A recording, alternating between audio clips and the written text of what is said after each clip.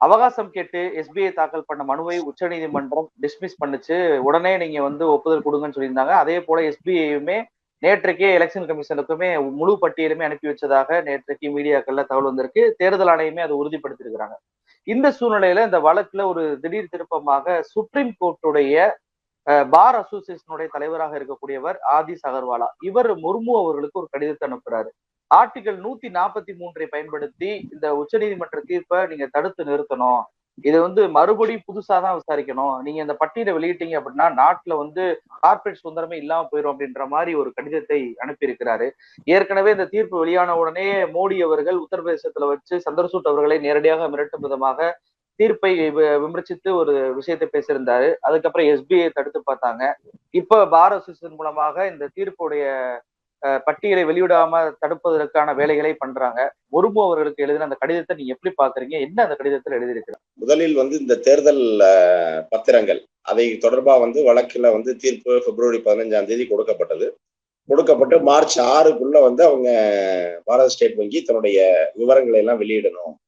அதே போல வந்து மார்ச் 13 வந்து அதை வந்து தேர்தல் ஆணையம் வெளிப்படையாக அறிவிக்கணும் அப்படின்றதான் முதல் முடிவு. அப்ப இவங்க என்ன பண்றாங்கன்னா, இதை தடுப்பதற்கு ஒவ்வொரு கட்டமாக இந்த ஒன்றிய அரசு முயற்சிக்குது.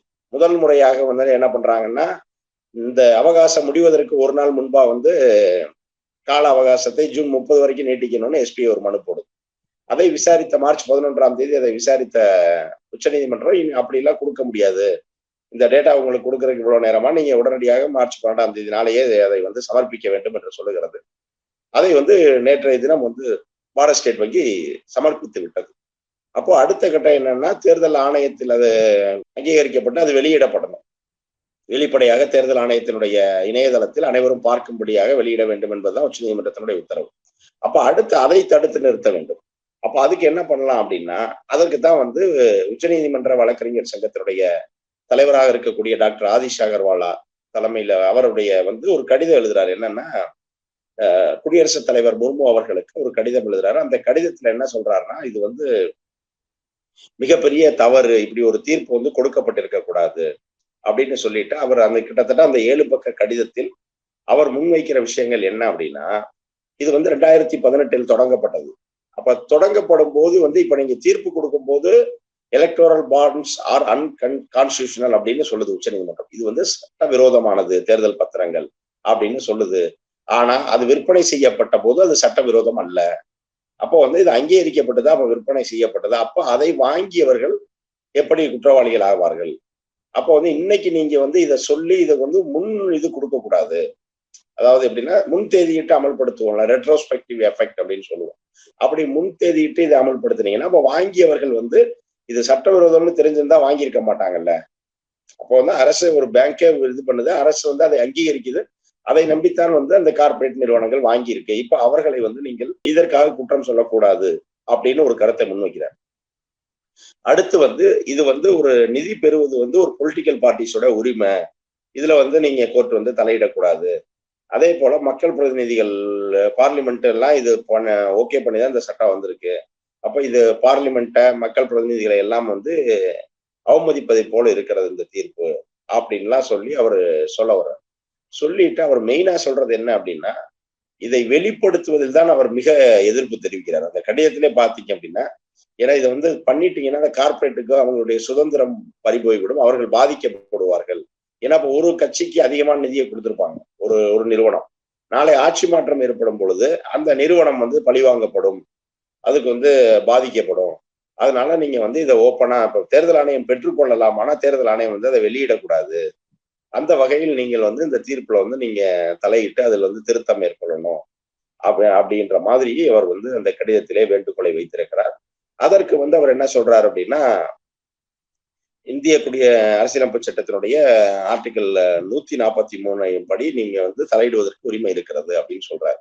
ஆனால் உச்சநீதிமன்றம் தனது தீர்ப்பிலே பிப்ரவரி 15 சொன்னது என்ன அப்படின்னா, அது வந்து ஆர்டிகல் 19(1)(1)A, அதாவது அது வந்து ஒருவருடைய ஆர்டிஐ தகவல் அறிந்து கொள்ளும் உரிமையின்படி ஒரு வாக்காளருக்கு, ஒரு குடிமகனுக்கு எந்த நிறுவனம் எந்த அரசியல் கட்சிக்கு வந்து பணம் கொடுத்திருக்கிறது என்றை தெரிந்து கொள்வதற்கான உரிமை வந்து இந்தியாவுடைய குடிமகனுக்கு இருக்கிறது.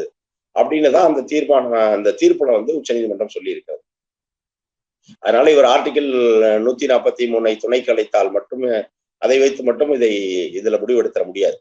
ஏன்னா உச்சநீதிமன்றமும் அதே இந்திய அரசியலமைப்பு சட்டம் ஆர்டிகிள் 19 உட்பிரிவு 1 பிரிவு 1 உட்பிரிவு 1A படிதான் இந்த தீர்ப்பை வந்து கொடுத்திருக்கு. ஆர்டிகிள் 143 பயன்படுத்தி உச்சநீதிமன்ற தீர்ப்பில் குடியரசுத் தலைவர் தலையிட முடியுமா? அதுக்கு அதிகாரம் இருக்கிறதா? தலையிடுவதற்கான அதிகாரம் இருக்கிறது. ஆனால் அது எது போன்ற வழக்குகள் அப்படிங்கிறதா இருக்கு.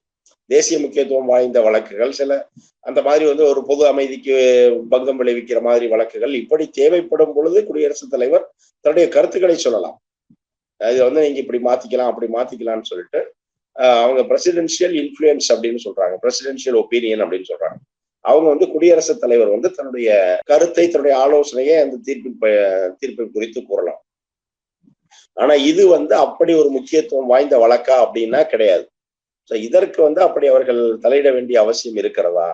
ஏன்னா இது தொடர்ச்சியாக பாத்தீங்கன்னா இந்த தீர்ப்பு வந்ததிலிருந்து பாத்தீங்கன்னா இது ஒன்றியத்தை ஆளுகிற பாஜக அரசுக்கு ஒரு மிகப்பெரிய பதட்டத்தை உண்டாக்கி இருக்கிறது. அப்படியே வந்து ஏன்னா நீங்கள் குறிப்பிட்டதை போல அடுத்த நாள் ஒரு உத்தரப்பிரதேசம் பேசிய மோடி வந்து அவ்வளவு பதட்டப்படுறாரு. அவருக்கு வந்து சுதாமா வந்து இன்னைக்கு சொல்லியிருந்தா கிருஷ்ணன் மேலேயே வழக்கு போட்டிருப்பாங்க என்றெல்லாம் சொல்லி அவர் பதட்டப்படுகிறார் என்று சொன்னால், அப்போ அவங்க தூரம் இங்கே வந்து சிக்கல் இருக்கிறதா? எதற்காக இவர்கள் மறைக்க வேண்டும்? இப்போ கேட்கிறோம் அந்த ஓப்பனா எந்த பிரச்சனையும் இல்லைன்னா கேட்கிற டீட்டெயில்ஸை கொடுத்துட்டு போக வேண்டியதானே. இப்போ அடுத்த கட்டமா என்ன போவாங்க அப்படின்னா, நீ அடுத்த தாமதம் தேர்தல் ஆணையத்தின் மூலமாக தாமதத்தை ஏற்படுத்த முயற்சிக்கலாம் அப்படிங்கிற ஒரு இது இருக்கு. ஏன்னா இப்ப ஆணையம் என்ன சொல்லும், இதை உடனே பண்ண முடியாது. ஏன்னா ஏற்கனவே 3 பேர் இருக்க வேண்டிய தேர்தல் ஆணையரில் இன்றைக்கு ஒருவர் மட்டும்தான் இருக்கார். ஒருவர் வந்து 2027 வரை அவருடைய பதவி காலம் இருக்கிறது. தலைமை தேர்தல் ஆணையராகவே அவர் வந்து பொறுப்பேற்று செயல்படுவதற்கான வாய்ப்பு இருந்தும் கூட அவர் வந்து பதவி விலகிவிட்டு சென்றிருக்கிறார். இன்னொரு பதவி ஏற்கனவே காலியாக இருக்கு. இப்ப அதை சேர்த்து 2 பதவிகள் காலியாக இருக்கிறது. இப்ப நாளைய தினம் தான் வந்து மார்ச் 14 தான் வந்து புதிதாக தேர்ந்தெடுக்கப்பட வேண்டிய அந்த 2 தேர்தல் ஆணையர்களை தேர்ந்தெடுக்க வேண்டிய அந்த உயர்நிலை கூட்டம்ங்கிறது நடக்க இருக்கிறது. அதே போல இந்த கூட்டம் தான் முதல் முறையாக தேர்தல் ஆணையர் நியமன மசோதாவை இவர்கள் திருத்திய பிறகு தேர்ந்தெடுக்கப்பட வேண்டிய கூட்டம். அப்ப இதுல என்ன நடக்கும் அப்படின்னா, அவர்கள் பக்கம் 2 வாக்குகள் இருக்கும். அதாவது பிரதமரும் மூத்த அமைச்சரும் கண்டிப்பாக பிரதமர் சொல்லுவதான் அவர் போடுவார். அப்போ மக்களவை காங்கிரசினுடைய தலைவர் ஆதிர் ரஞ்சன் சௌத்ரி மட்டும்தான் அதற்கு எதிர்ப்பு தெரிவிக்க முடியும். அப்போ அவர் எதிர்ப்பு தெரிவித்தாலும் 2:1 என்கிற கருத்தின் அடிப்படையில் பாஜக யாரை முன்மொழிகிறதோ, அதாவது பிரதமர் யாரை முன்மொழிகிறாரோ அவர் தான் தேர்தல் ஆணையராக தேர்ந்தெடுக்கப்பட வேண்டிய சூழல் இருக்கிறது. இந்த நிலையில் வந்து இந்த புதிய அந்த திருத்தத்தை எதிர்த்தே வந்து உச்சநீதிமன்றத்தில் வழக்கு தாக்கல் செய்யப்பட்டிருக்கு. அந்த வழக்கு மார்ச் 15 விசாரணைக்கு வருது. அப்ப இந்த வழக்கு மார்ச் 15 விசாரணைக்கு வரும்பொழுது ஒருவேளை இந்த திருத்தத்தில் வந்து உச்சநீதிமன்றம் எதுவும் தடை கொடுக்கும் என்ற நிலையில தான் முன்னாடியே ஒரு நாள் முன்னாடியே அவங்க அதுக்குள்ள நாங்க நியமிச்சிட்டோம் என்று சொல்வதற்காக நாளைக்கு அந்த இதெல்லாம் வச்சிருக்காங்க. அப்ப இந்த தேர்தல் ஆணையரை நியமிக்கக்கூடிய இந்த நடைமுறைகள்லாம் வேலைகள்லாம் இருக்கு என்றெல்லாம் சொல்லி இந்த 15 வெளியிட வேண்டிய இந்த விவரங்களை கூட இன்னும் அவர்கள் தவிர்க்கலாம், இல்ல தள்ளி போடலாம். இப்ப கூட அவங்க என்ன சொல்லியிருக்காங்க அப்படின்னா, எஸ்பிஐ வந்து எங்களுக்கு ஒரு ரா ஃபைல் அனுப்பியிருக்கிறாங்க, இதையெல்லாம் நாங்க தொகுத்து வெப்சைட்ல வெளியிடுவதற்கு ஒரு மிகப்பெரிய சவாலான விஷயம் தான் அப்படின்னு சொல்லி ஒரு ஸ்டேட்மெண்ட் விட்டுருக்கிறது தேர்தல் ஆணையம். அதுதான் சொல்றேன். இது வந்து என்ன எவ்வளவு தூரம் முடியுமோ, அதாவது எத்தை தின்னால் பித்தம் தெளிவுன்னு சொல்லுவாங்க, அந்த அளவுக்கு வந்து இன்றைக்கு பாஜக வந்து இதுல இருக்கு. எதையாவது செஞ்சு இதுக்குள்ள இருந்து நம்ம மீண்ட மாட்டோமா? ஏன்னா இன்னைக்கு வந்து மிக குறுகிய காலகட்டங்களில் இந்த 10 ஆண்டு காலங்களில் ஒரு மிகப்பெரிய ஒரு அசுர வளர்ச்சி வந்து பொருளாதார ரீதியா பாஜக பெற்று இருக்கிறது. அப்ப இது அனைத்துக்கும் காரணம் என்னன்னா இந்த கார்பரேட் நிறுவனங்களுடைய ஆதரவு தான். அப்போ நீங்க இன்னொரு விஷயம் என்னன்னா, இந்த நிதி கொடுக்கப்பட்ட பிறகு அந்த கார்பரேட் நிறுவனங்கள் இந்த ஆட்சியில் எப்படி பயன்பெற்று இருக்கிறது அப்படிங்கிறதும் மக்கள் விவாதிக்க தொடங்குவாங்க. இப்போ உதாரணத்திற்கு வந்து இப்ப அதானி இவ்வளவு கொடுத்திருக்காரு அப்படின்னா, அதானிக்கு இந்த அரசு என்னெல்லாம் செய்திருக்கிறது, அப்ப இந்த கம்பேரிசன் வந்து மக்கள் மத்தியில வரும். அப்ப இதற்கெல்லாம் பயந்து கொண்டுதான் இவர்கள் இந்த விவரங்களை வெளியிட தயங்குகிறார். சுப்ரீம் கோர்ட் வழக்கறிஞர் சங்கத்தின் சார்பாக அதனோட தலைவர் வந்து அகர்வாலா ஒரு கடிதத்தை முன்முக்கு அனுப்பியிருக்கிறார். அதுல அவர் வந்து அரசியலமைப்புக்கு முட்டுக்கட்டை ஏற்படுத்தும் உத்தரவுகளை எல்லாம் சுப்ரீம் கோர்ட் போடுவதை வந்து ஏற்க முடியாது அப்படின்ற வார்த்தையுமே பயன்படுத்தி இப்படி ஒரு கடிதத்தை அனுப்பியிருக்கிறாரு. ஆனா இந்த கடிதத்தை நாங்கள் எங்கள் சார்பாக ஏற்றுக்கொள்ள முடியாது அப்படின்னு சொல்லி பார் அசோசியேஷன்ல இருந்தே ஒரு எதிர்ப்பு கிளம்பி இருக்கிறது. அதை பற்றி கொஞ்சம் உச்சநீதிமன்ற வழக்கறிஞர் சங்கம், அதாவது சுப்ரீம் கோர்ட் பார் அசோசியேஷன், அதனுடைய தலைவர் தான் டாக்டர் ஆதிஷ் அகர்வாலா. ஆனால் அவர் வந்து குடியரசுத் தலைவருக்கு அனுப்பிய கடிதத்தோடைய லெட்டர்ஹெட்ல என்ன இருக்குன்னா, ஆல் இந்தியா பார் அசோசியேஷன் இருக்கு. அதே ஒரு முதல் கட்ட குழப்பம் இல்லை. அடுத்து பாத்தீங்கன்னா, இப்ப இதை வந்து அவரு நம்ம சொல்றோம் இல்லையா, ஒரு தனிப்பட்ட முறையில் அப்படின்னு தான் இவர் அந்த கடிதத்தை கொடுத்திருக்க முடியும். ஏன்னா ஒரு பார் அசோசியேஷனே இந்த முடிவை எடுக்கிறது என்று சொன்னால் அந்த அசோசியேஷனுடைய கூட்டம் நடத்தப்பட்டிருக்க வேண்டும். அந்த கூட்டத்துல அவங்க எல்லாரும் சேர்ந்து அவங்க எடுத்த முடிவாக அது வந்து அந்த கடிதம் வந்து அனுப்பப்பட்டிருக்கும். அப்படி அனுப்பப்படவில்லை. அதைத்தான் நேற்று வந்து அந்த சுப்ரீம் கோர்ட் பார் அசோசியேஷனுடைய செயற்குழு உறுப்பினர்கள் அனைவரும் கூடி ஒரு தீர்மானம் நிறைவேற்றி இருக்கிறார். அந்த தீர்மானத்துல என்னன்னா, இந்த இவர் வந்து டாக்டர் ஆதிஷ் அகர்வாலா அனுப்பி இருக்கக்கூடிய அந்த 7 பக்க கடிதத்துக்கும் சுப்ரீம் கோர்ட் பார் அசோசியேஷனுக்கும் எந்த சம்பந்தமும் இல்லை. இது வந்து எங்களுக்கிடம் விவாதிக்காமல் அவராக தன்னிச்சையாக எடுத்த முடிவு அப்படின்னு சொல்லி இது எங்களை கட்டுப்படுத்தாதுன்னு இவங்க ஒரு இதையும் சொல்லியிருக்காங்க. அந்த தீர்மானத்திலேயே அவர்கள் வந்து டாக்டர் ஆதிஷ் அகர்வாலை கண்டித்திருக்கிறார். இப்படி எல்லாம் செய்யக்கூடாது அப்படின்னு சொல்லி அவங்க கண்டிச்சிருக்காங்க. இதே ஆதிஷ் அகர்வாலா இதற்கு முன்பாக டெல்லியில விவசாயிகள் போராட்டம் நடைபெற்ற போது தன்னிச்சையாக இதே போல வந்து அவர் உச்சநீதிமன்ற தலைமை நீதிபதிக்கு கடிதம் எழுதியிருக்கார். ஆக தொடர்ச்சியாக இவர் இப்படி செய்யறதுனால இப்ப நேற்றைய தினம் என்ன பண்ணிருக்காங்கன்னா, கிட்டத்தட்ட உச்சநீதிமன்ற வழக்கறிஞர்கள் வந்து ஒரு 150 பேர் இணைந்து ஒரு கையெழுத்து இயக்கம் நடத்தி அதுல வந்து இவருடைய பதவியை பறிக்கணும், அதாவது இந்த supreme court bar association president பதவியிலிருந்து ஆதிஷ் அகர்வாலா வந்து நீக்கப்பட வேண்டும் அப்படின்னு சொல்லி அந்த கோரிக்கைக்கு ஆதரவாக ஒரு 150 உச்சநீதிமன்ற வழக்கறிஞர்கள் வந்து கையெழுத்து போட்டு அதை அந்த அமைப்புக்கு கொடுத்திருக்காங்க.